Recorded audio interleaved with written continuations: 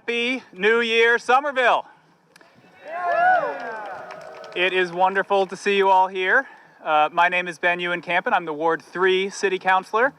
On behalf of my colleagues, Councillor Wilson, Councillor Strezzo, we would like to welcome you and to say I have a feeling that 1776 is going to be a very good year.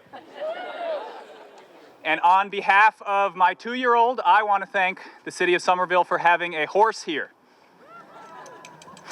I want to wish all of you joy and peace and happiness in the new year. Let's get started. Please welcome Matthew Mees to give today's invocation. The words of Dr. Samuel Langdon, President of Harvard. We are gathered here under the hand of the Lord.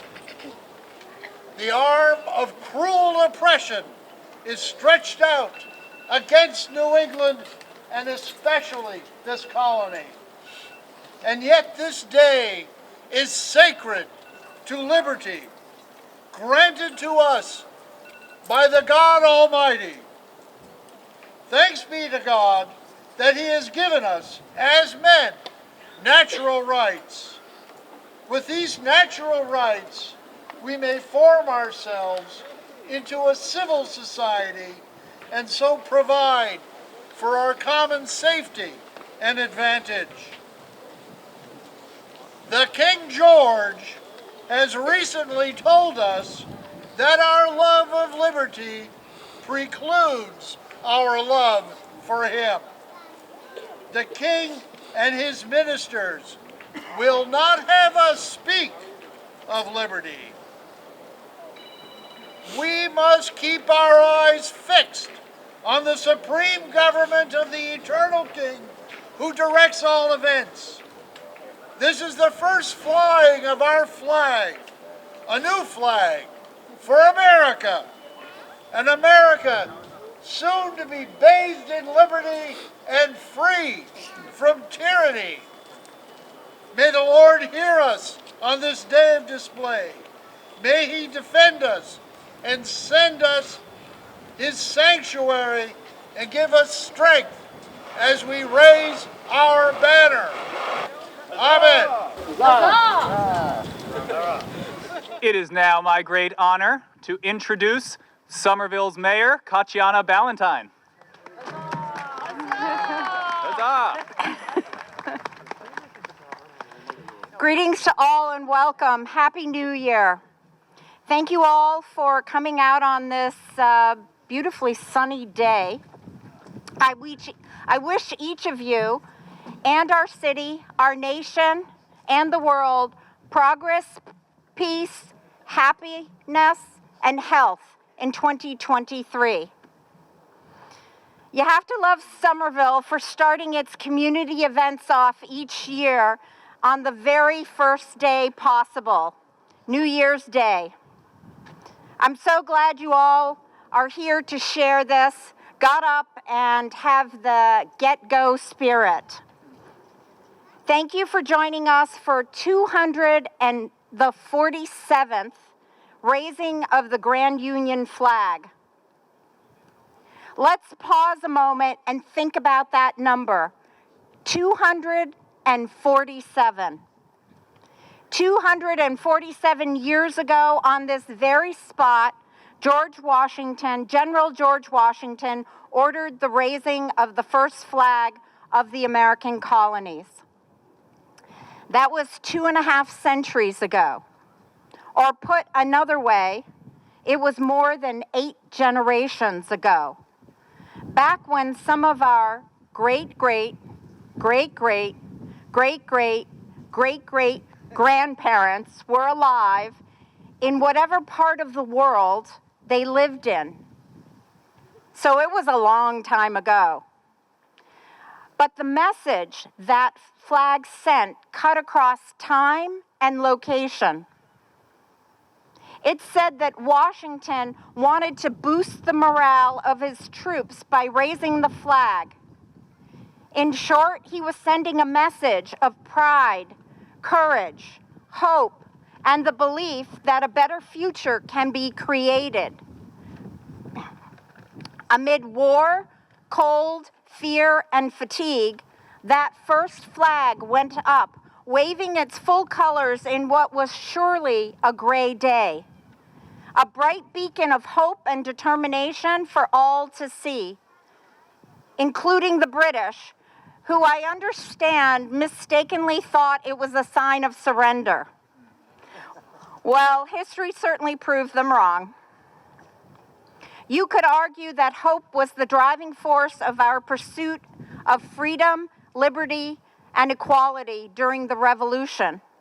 And hope and determination have certainly and surely been at the center of the American experiment that followed and continues. And hope and determination are still what courses through Somervillians in all that we do as a community as we seek progress for all. There's an old Somerville Patch story on this event that notes, quote, during those early days of the American Revolution, Washington, Paul Revere, and other patriots traversed the roads and hills of modern-day Somerville, unquote. Today and every day, we follow in their footsteps. We traverse the same ground. And we too have the ability to create a better future. Thanks to those soldiers and patriots, though, fortunately, we don't have to fight a war to see progress. We can just go to community meetings, volunteer, vote, and get involved. So as we raise the Grand Union flag today, I hope you too will look up at it the way the soldiers did so long ago and take its message to heart. I hope you too will continue to work for progress in both Somerville and our nation, and that you too will contribute to keep our American experiment thriving in pursuit of democracy and justice for all. These are lofty words and thoughts, I know, for a small community celebration on a Sunday morning. But we wouldn't be here today without those ideals. And history wasn't just 247 years ago. We are living and shaping it today.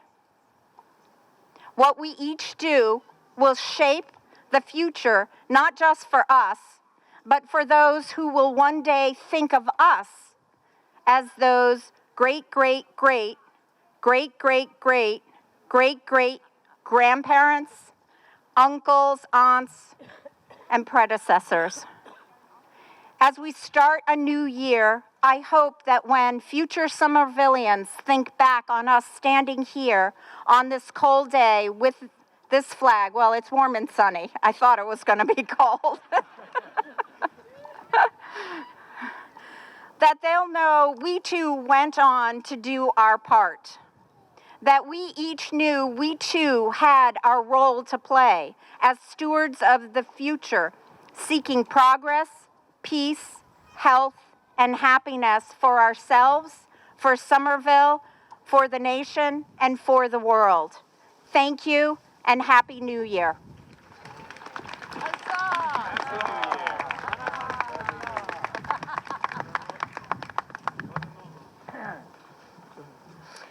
Good morning, all, and very much a big welcome to all of you here today. This is a historic occasion, as the mayor has just pointed out, for many reasons, and it's also historic weather. And for that, we are very much delighted. So it's great to see everyone here coming out. It doesn't seem like quite the resilience that you've needed in other years, but still, you had to get up and get out here, so thank you. I stand here today on the shoulders of many other people before me. My name is Brandon Wilson, and I have been the head of the Historic Preservation Commission for a couple of decades until recently. Thank you. I have semi-retired, and this shall be my last event, but I will want to see this tradition carry on, as it has when it was started by several people before me, the shoulders of Isabel Cheney, Fred Lund, and Alderman Tom Taylor, who were the people that I most recall, and others around me that have been in the city for so long will remember came out here when it was 20 degrees, the wind was blowing, and it was definitely not a time that they wanted to be out at 8 o'clock in the morning, the day after New Year's Eve. We've made some changes since then. Fortunately, many will say. We're starting it at noon, so count your blessings. And we have also started and launched, as of 2000, a very different program, which we hope more people will enjoy. The program that we've put together is basically just to go back in history a little bit and tell some of the history that got us to this point today, the 247th anniversary, as you've heard. And so today you will be hearing a little bit of that story that happened, as the mayor has said, 2.5 centuries ago, and that is very important because this is the significant role that this community, once known at that time as Beyond the Neck, the land beyond the neck, because we were part of Charlestown at that point. So today you will be hearing from some of the people that were not there, but feel like they were. And we hope that you will join in the parts that we invite you to do that today. So without further ado, I would like to introduce the first person that will be speaking, which is representing the Charlestown Militia, who were here that time in 1776, and that is Paul Lane. Please.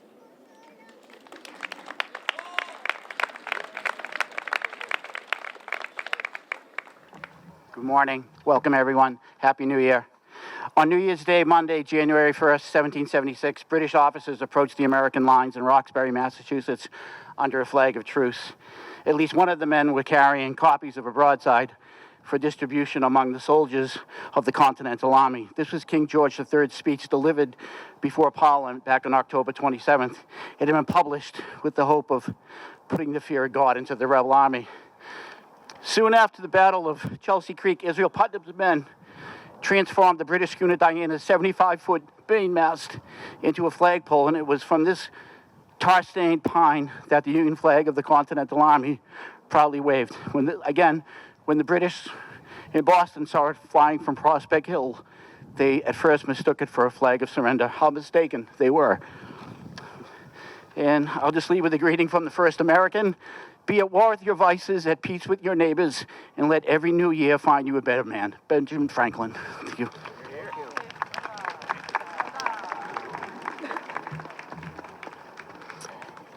Thank you so much. Okay, we also want to mention that there are several other patriots that are here today, representing other militia that would have been here in the 1770s, which is the Glover's Marblehead Regiment. I know at least one person is here from there, Kathleen Pondelli. There she is, dressed in a proper period attire. Thank you. And also the Seamus Day Commanding. Is he here? Someplace, I think. And from the Bedford Militia, there's also Captain Jim Ringwood, who's commanding troop. So thank you very much for all coming here today to be part of this ceremony. Next, I would like to invite up as a speaker from the Rhode Island Militia, Colonel Richard Schraker. He is the former commander of the Kentish Guards that was chartered in 1774. The Brigadier General, Nathaniel Greene, was a Kentish Guard, a member of that, and he was one of George Washington's ablest commanders. He commanded the forces on Prospect Hill on 1775 and 1776. And he is representing the Pawtucket Rangers, will be Colonel Ron Barnes, who was the commanding officer there. So I would now like to ask Richard Schraker to come up and also thank him because he is also a flutist. Fifer. So he was the one that led the procession this morning as a fifer. You're here. Thank you. As the good lady said, the Kentish Guards were granted a charter as a Patriot Militia Company by the Rhode Island General Assembly in 1774. Nathaniel Greene was a charter member. The Kentish Guards were his home unit. In May of 1775, the General Assembly of Rhode Island decided to raise 3 regiments to aid the Patriots here at the siege of Boston. And these 3 regiments would be led by now General Nathaniel Greene. In July 3rd of 1775, George Washington came to assume command of all the Continental troops. He noted and wrote that here he saw disorder and insubordination, which the militia assumed as liberty. And then he saw the Rhode Island regiments. Here there was order and discipline down to the tent peg. So for this reason, George Washington selected Nathaniel Greene and the Rhode Island regiments to take command of this key citadel in the defensive line of the Patriots in the siege of Boston. But why was Massachusetts in such disorder? They did not lack for strong and brave men. They did not lack for able and experienced leaders. The sole problem, unlike Rhode Island, was that Massachusetts had a royal governor and an army of oppression. So the solution, my friends, is very simple. Get rid of your royal governor and his oppressive army. Thank you.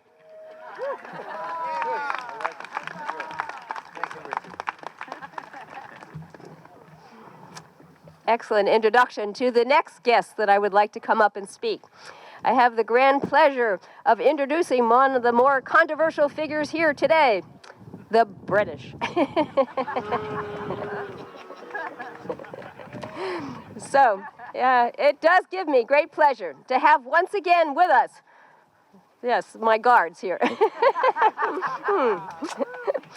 His Majesty King George III, represented by Colonel Paul O'Shaughnessy of Their Majesty's 10th Regiment of Foot. He needs no more introduction than that. Thank you for that kind introduction.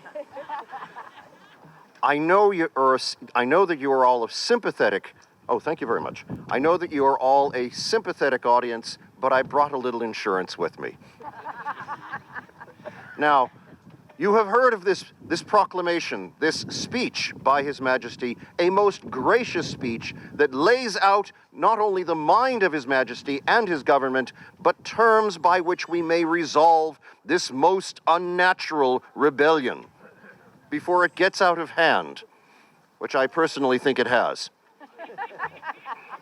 I would remind the gentlemen of the Ancient and Honorable Artillery Company that this remains a royal colony, crown colony, and that you are a military unit of that crown colony. We'll have no more of this nonsense from you. To wit, from His Majesty King George III's most glorious speech to both houses of Parliament, Friday, the 27th of October, 1775. Now, I'm going to use some big words here, so listen up. My lords and gentlemen, those who have successfully labored to inflame my people in America by gross misrepresentations and to infuse into their minds a system of opinions repugnant to the true constitution of the colonies and to their subordinate relation to Great Britain, now openly avow their revolt, hostility, and rebellion. They have raised troops, are collecting a naval force, and they have seized the public revenue. They always do that. Many of these unhappy people may still retain their loyalty. You do, don't you? No? No. May still retain their loyalty, yet the torrent of violence has been strong enough to compel their acquiescence till a sufficient force shall appear to support them. You are seeing before you that force. We are here to help. We're from the government. I'm talking to you. The authors and promoters of this desperate conspiracy have meant only to amuse by vague expressions of attachment to the parent state and protestations of loyalty to myself, all whilst preparing for general revolt. On our part, the resolutions of Parliament have breathed a spirit of moderation and forbearance.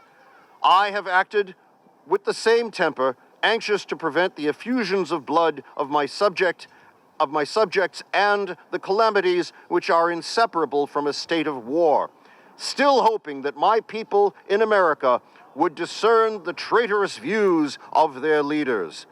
To be a subject of Great Britain, with all of its consequences, is to be the freest member of any civil society in the known world.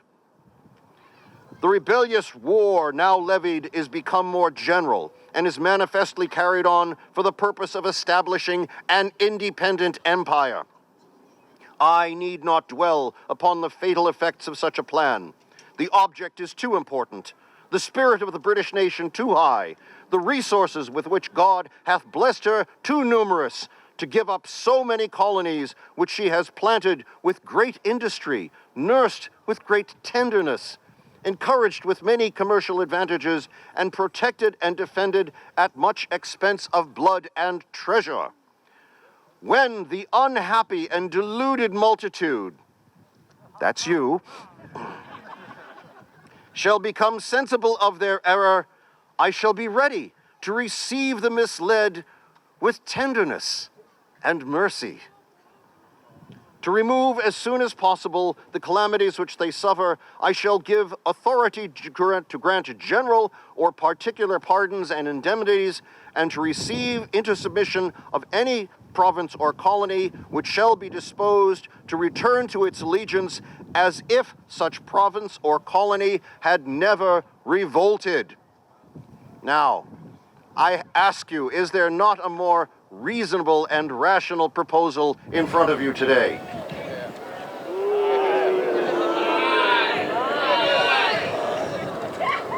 God save His Majesty the King! 3 cheers for His Majesty! Hip hip! Huzzah! Huzzah! Huzzah! Thank you. Colonel, a moment of your time. Oh, must you? I must. Yes. When I was born, I was an Englishman, with all of the rights and privileges to speak of. And what have you turned into? When we fought against the French and I wore the regimental colors, I was your brother in arms.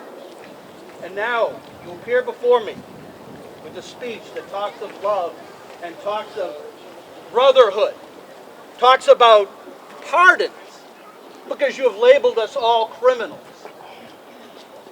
Your speech would be so much more convincing if it wasn't accompanied at the tip of bayonets.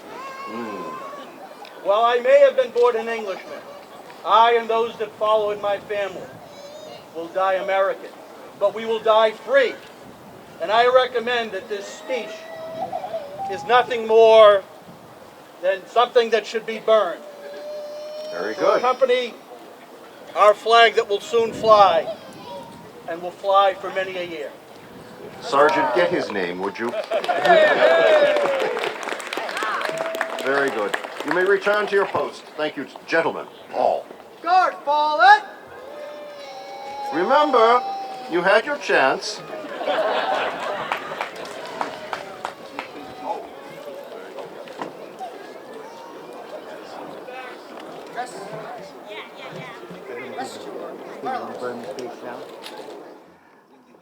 Document disposal detail post to burn the speech.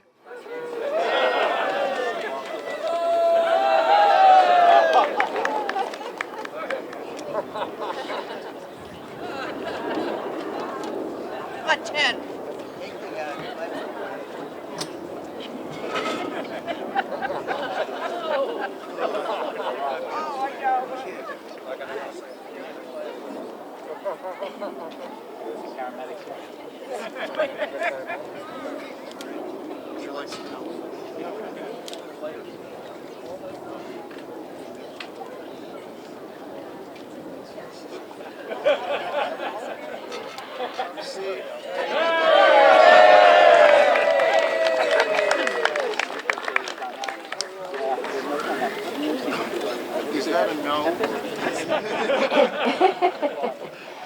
seems like a fitting end to that speech, wouldn't you say? So I think we need a little less merriment, I think, to follow after that speech from the king. So I'm going to invite you all to sing and to join in with David Scott, who is a very proud Prospect Hill resident, as well as a professor at the Berklee School of Music. He will lead us in song, which is in your programs in case you don't happen to know all the verses of Yankee Doodle. All right, if we're gonna make some noise, we first have to warm up our voices. Let me hear you say, me, me, me, me, me, me, me, me, me. Pretty good, how about, ma, ma, ma, ma, ma, ma, ma, ma, ma. Yankee Doodle, doodle, doodle, doodle. A little faster maybe. Yankee Doodle, doodle, doodle, doodle, doodle, doodle, doodle. It's okay. Yankee Doodle, doodle, doodle, doodle, doodle, doodle, doodle. You're ready. Father and I went down to camp along with Captain Gooding. There we see the men and boys as thick as hasty pudding. Yankee Doodle, keep it up. Yankee Doodle dandy, mind the music and the step, and with the girls behand.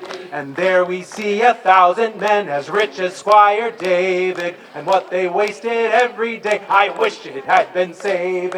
Yankee Doodle, keep it up. Yankee Doodle dandy, mind the music and the step, and with the girls behand.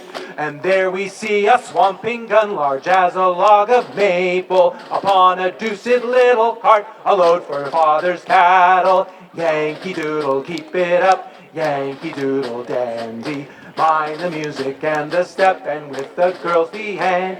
And every time they shoot it off, it takes a horn of powder and makes a noise like father's gun, only a nation louder. Yankee Doodle, keep it up. Yankee Doodle dandy, Yankee music and the step, and with the girls behand.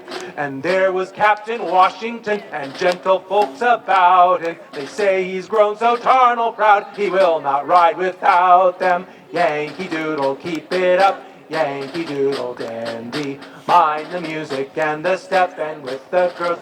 One more time. Yankee Doodle, keep it up. Yankee Doodle dandy, mind the music and the step, and with the girls be handy. Well done.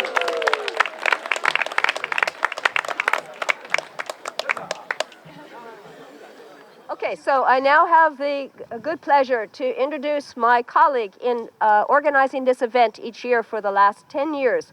And this is a person that is a native Somervillian, born and bred here, and he is very proud to be part of the ancient and honorable militia, Artillery Company of Massachusetts.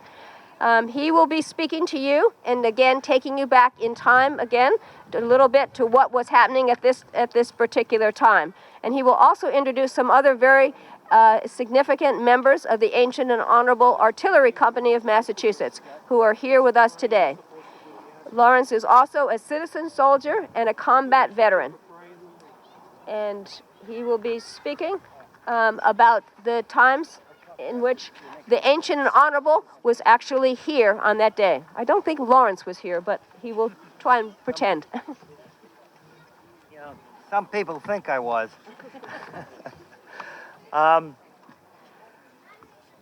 Welcome to the highest hill surrounding Boston, called Mushawokmuk, as the Prospect Hill was so named by Native American Algonquins.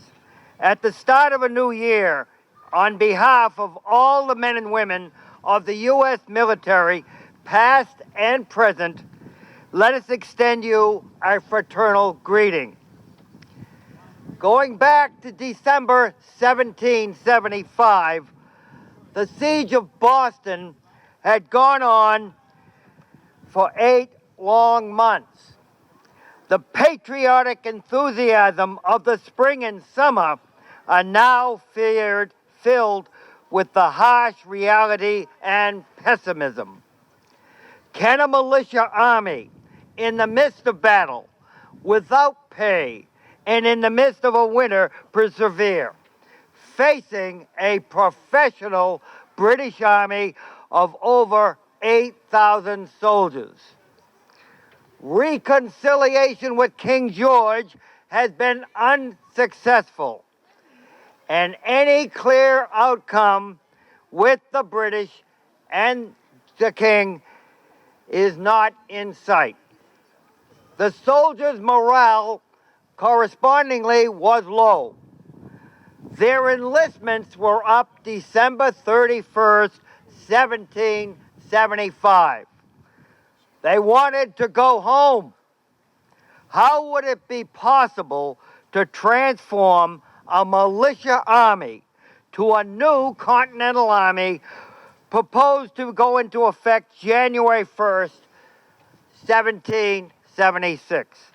On Monday, January 1st, 1776, General William Howe, the British's commander and commanding British forces in Boston, sent a harsh reminder to each colonial soldier that their cause would not prevail, as you heard previously.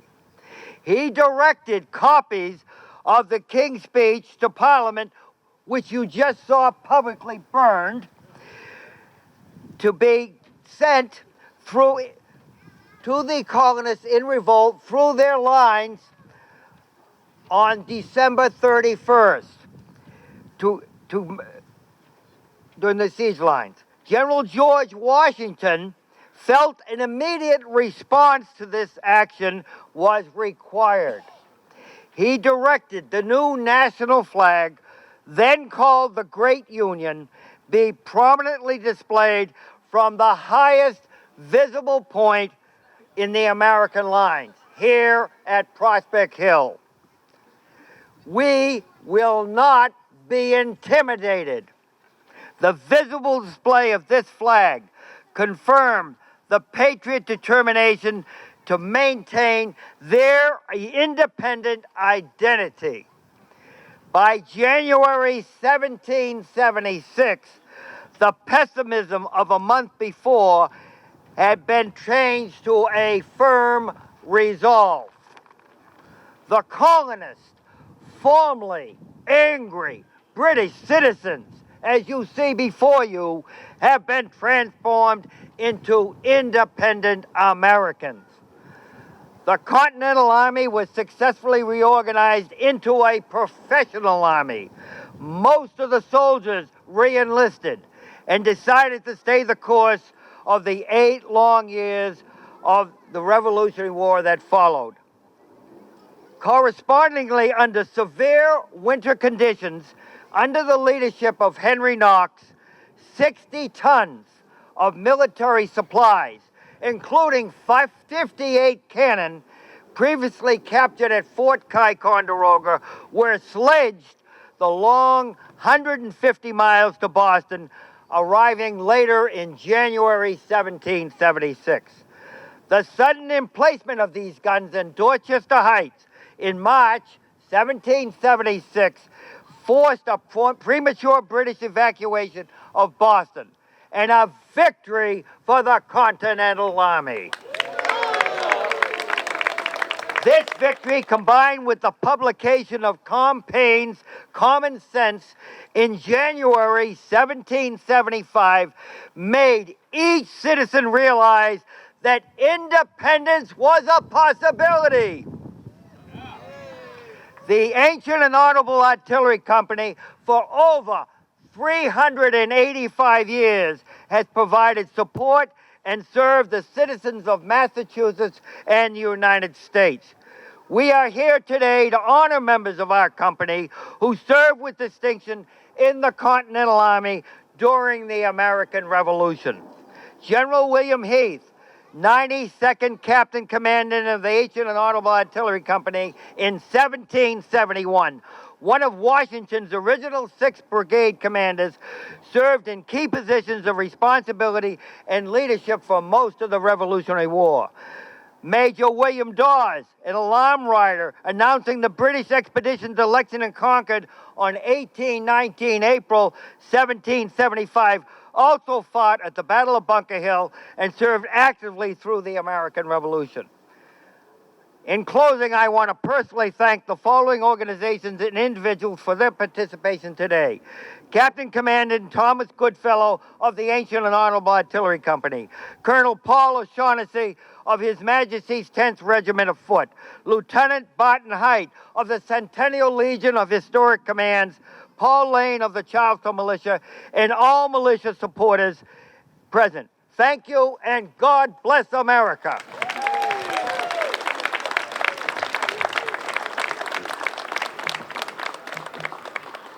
There will be a quiz afterward, everyone. Remember all your history now? Okay, so I do want to make sure that I just gave out a couple of programs. Are there no more programs over there that people can get? There should be over by the refreshments. And if you didn't get a program today, you know that they will be online on the city's website for the Historic Preservation Commission, so you can download it there if you didn't get one today and would like one. I also would now like to introduce now have a very special perspective to be given by Linda Gritz, who is also a Somerville resident of Union Square and has been participating in these events ever since they were started back in 2000. And she will give us another perspective about the history and where we are today. I'd like to welcome Linda Gritz, please.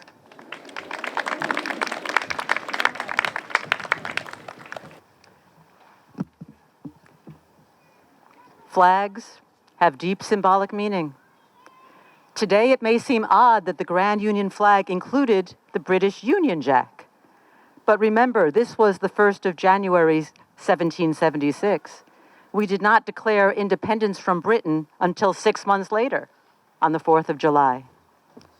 As Barbara Tuchman wrote, the Union Jack's appearance on the American flag indicated that the colonies were not yet ready to detach themselves from the British crown or declare themselves a new sovereign state. What the colonies wanted at this stage was more autonomy, the irreplaceable sense of freedom.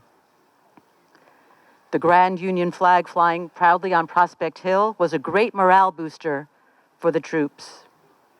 After we declared independence 6 months later, the Union Jack was removed from the official American flag, replaced by a circle of 13 stars to represent the 13 United States, because it would not do to continue to have the Union Jack on the flag of American independence.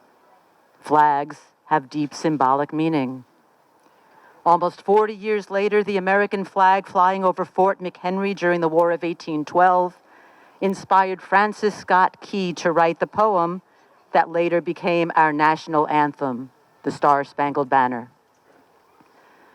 During and after the Civil War, the Confederate flag was and is to this day a symbol of racism. The swastika was and is a sacred symbol in Hinduism, Buddhism, and other Eastern religions, but has been twisted by Nazis and neo-Nazis into a symbol of anti-Semitism, racism, and fascism. During World War II, the raising of the U.S. flag at Iwo Jima produced a stirring image of progress towards victory.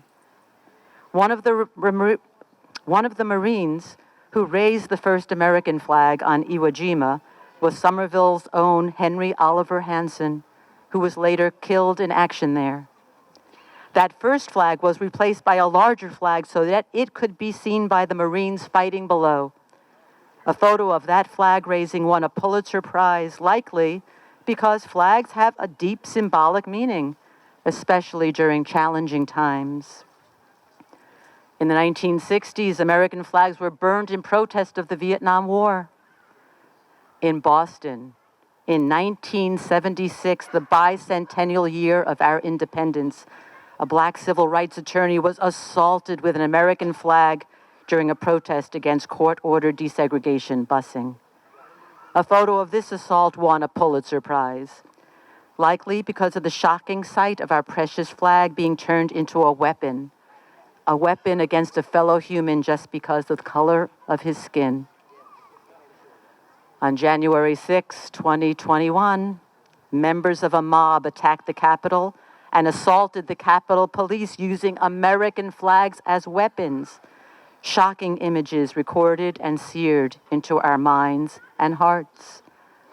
Flags have deep symbolic meaning. Think of the pride we feel from flags carried by athletes from around the world at the Olympic Games. The pride felt from flags flying during the World Cup just a few weeks ago. About 10 days ago, my heart burst when Ukraine's President Zelensky presented a flag to Congress signed by Ukrainian soldiers on the battlefront fighting for freedom, for themselves, and for democracy around the world.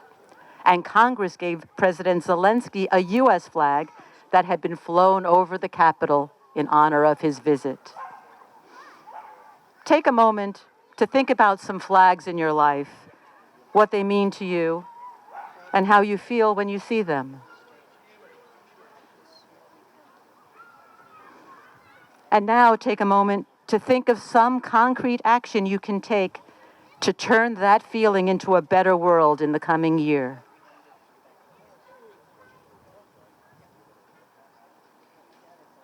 Thank you and Happy New Year and a healthy New Year.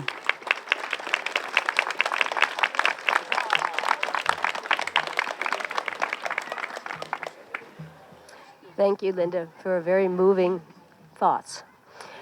I think we now need to have a song, and we will have the song with the help again of David Scott. This land is your land. And again, the words are all in your program, and I hope you'll sing along. We started off with a musical selection from an 18th century rebel, and now we're moving to the 20th century rebel, Woody Guthrie. So please join me. Let's see if there's anybody still asleep in my neighborhood here from last night. Let's see if we can wake them up. Help me, would you? This land is your land.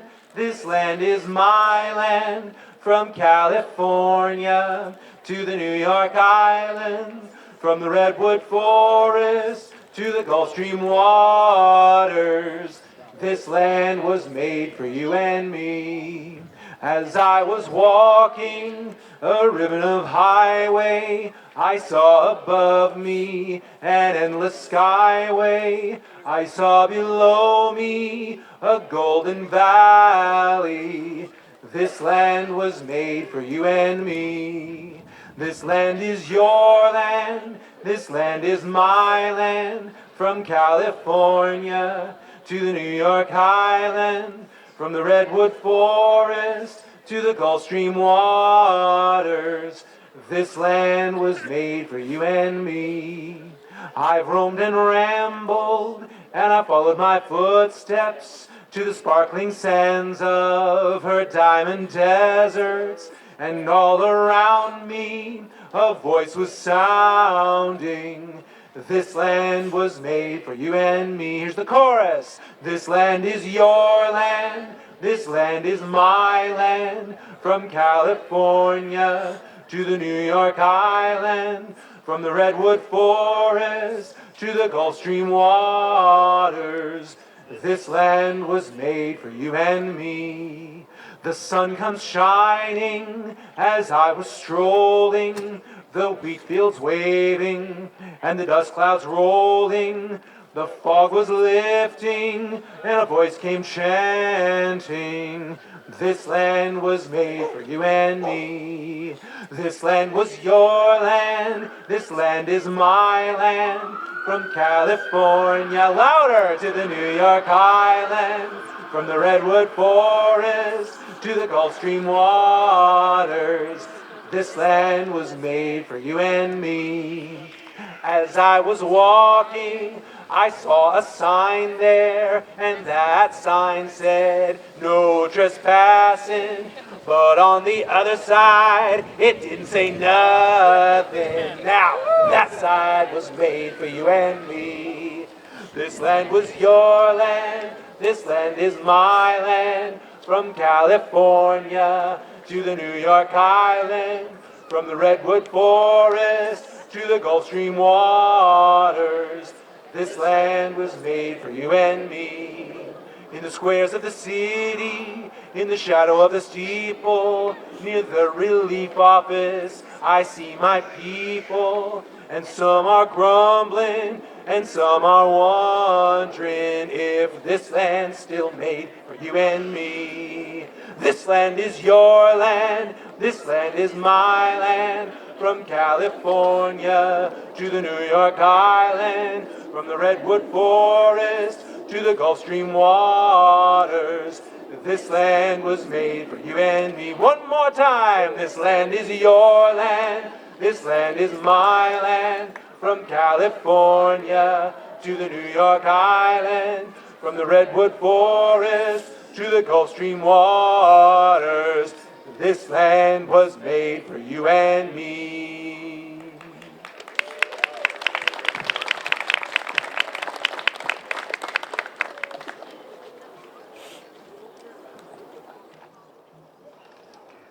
Commanders, bring your units to attention and present arms for General George Washington.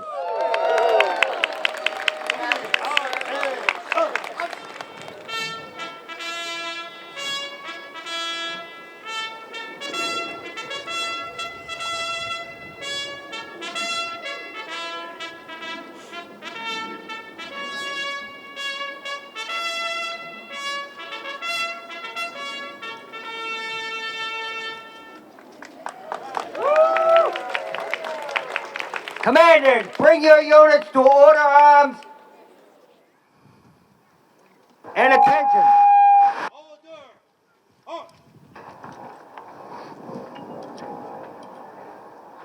Sure. I now present you Captain Goodfellow, who has a message for George Washington. Greetings from the Continental Congress.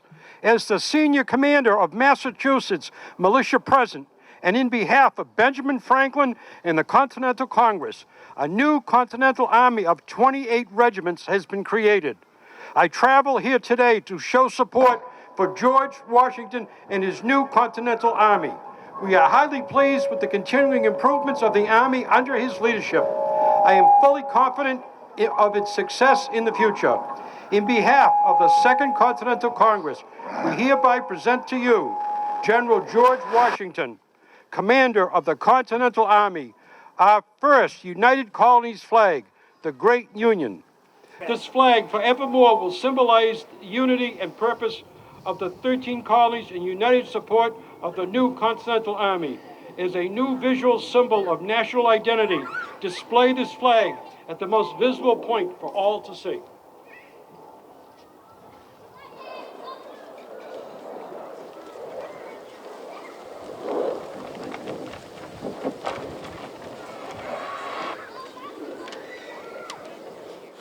The hour is fast approaching, on which the honor and success of this army and the safety of our bleeding country depend. Remember, officers and soldiers, that you are free men fighting for the blessings of liberty, that slavery will be your portion if you do not equip yourselves like men. Remember how your courage and spirit have been despised by your cruel invaders, though they have found by dear experience at Bunker Hill what a few brave men contending for their own land can do against base hirelings and mercenaries. Every man for himself must resolve to conquer or die, and trusting to the smiles of heaven upon so just a cause, will behave with bravery and resolution. And if this army will bring about a glorious victory and save their country, they will acquire to themselves immortal honor. Raise the Grand Union flag.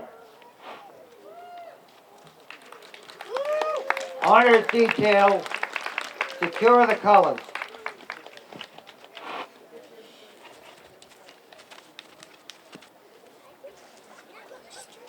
Commanders, bring your units to present arms.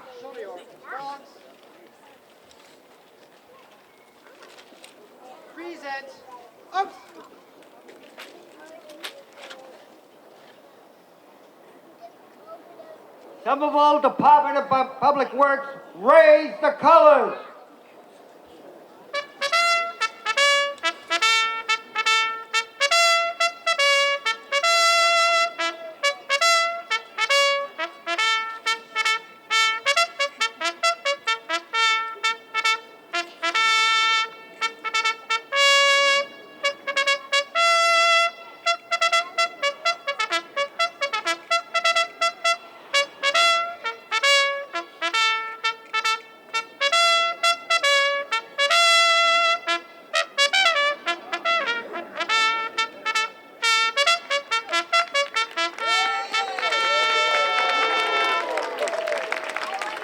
Now the Mayor of Somerville will lead us in the Pledge of Allegiance.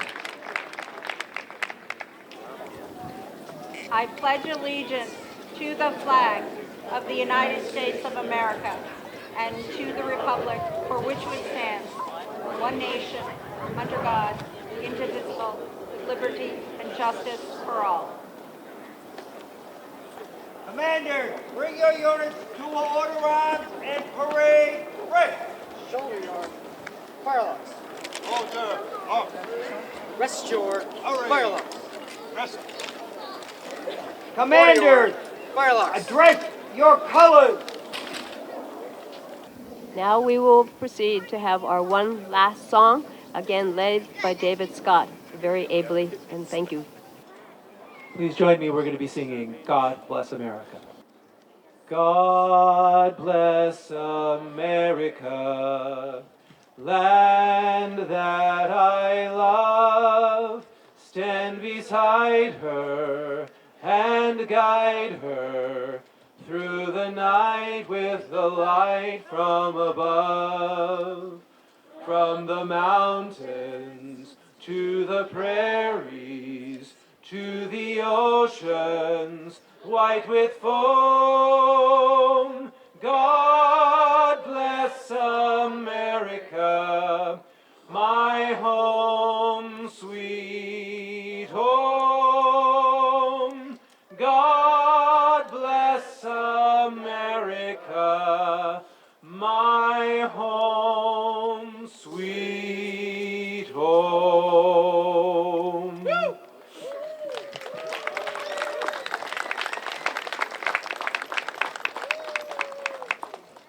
Wouldn't it be lovely to live next door to him?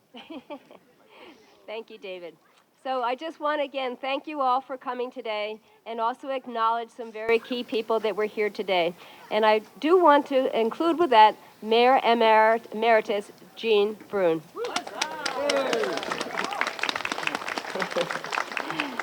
This ceremony has started actually after Jean was the mayor, but he has been here at almost every ceremony ever since, and we thank him very much for coming back and still being very much a part of the city and its traditions. I also want to give a special shout out to Mayor Dorothy Kelly Gay, who unfortunately is recovering from COVID and could not be here today, but she sends her greetings. And I have to say the same is true for Mayor Joseph Curtatone. After 18 years, he's not able to be here today because he is recovering from COVID and he's exhausted. And you know it takes a lot to exhaust him. So today we have the pleasure of having Mayor Valentine, who is also recovering. But she is still standing, and we thank her very much for being here today and the rousing remarks that she had today. And lastly, in the program that I hope many of you have, I have noted a number of the people that should be acknowledged, but I particularly want to single out the Department of Public Works, who every year, regardless of the snow, the sleet, or the rain, and even on lovely days like today, are managed to put up this flag for us. It is really quite a treasure. In addition, I want to thank Dunkin' Donuts and Market Basket for the refreshments today that have been donated, and all the other people that I list in the program who are volunteers, which includes the Somerville Museum, which has been recently renovated and is still very much a treasure in our community. And I hope that you will all go there and support it and see the exhibits that they have there. They're the ones that have the table here today that has the memorabilia of history here. So please participate, get your refreshments, look at the sales table and see what is historic about Somerville. And again, Happy New Year and Healthy New Year to all of you. Good night. Commanders, bring your units to attention and dismiss them. Unfixed bayonets.